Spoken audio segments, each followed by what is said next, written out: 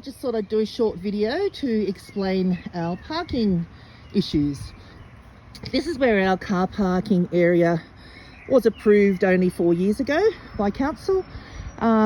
We haven't used it as public parking for quite a while. That's why it needs a top up of gravel, definitely. And we want to put drainage in here so that cars can easily drive straight from the road, 90-degree parking just as it shows. Council, however, want us to put bitumen all along this road part from the road, extend the road out, put in a car park bitumen also, put in curb, guttering and a footpath along here. This is all council land, as is across the road. It's all council land as well. This is Bridge Street, and we're the only people on Bridge Street really that doesn't affect anybody else. There is here the local pool, and for 35 years this was the main entrance. It's now around the other another street, but for 35 years the main gate was here, main entry was here, and everybody just parked along both sides of the street. So council's own patrons have been parking here for years, and council never insisted they themselves put in curb and guttering and footpaths, but for some reason we do. Also, you'll notice the project here for the pedestrian underpass. That's almost completed, I think. It's full of water. But during that construction time of about a year, all the construction cars, trucks, diggers, everything, heavy machinery were all parked both sides of this road for the whole time of that year. Again, council didn't require them to put in curb and guttering and footpaths, but they want us to. They're also disagreeing, saying although the traffic engineer agrees that this just needs drainage and gravelling, that we can't do 90 degrees. Somehow they want it on an angle or parallel.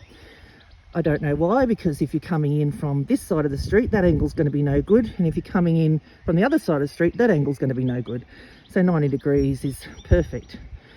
Also, talking about 90-degree parking, council themselves have just put a car park just there across the road, and it's 90-degree parking. So we're not allowed to have 90-degree parking, but council in their most recent car park just did 90-degree parking. So a few things don't make sense.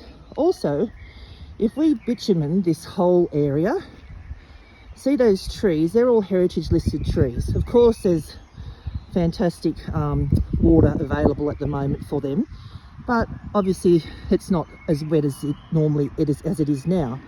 So if we bitumen this, they will get no natural seepage of the water to their roots, and they will literally have half the amount of water because of this all being bitumened, and they're only going to get the bits of dirt on the other side of the fence. So just for the health of the trees, it's ridiculous to be wanting to seal the roadway, that area, which also seals off them accessing any water. Also, this is a heritage listed property. The whole property is heritage listed.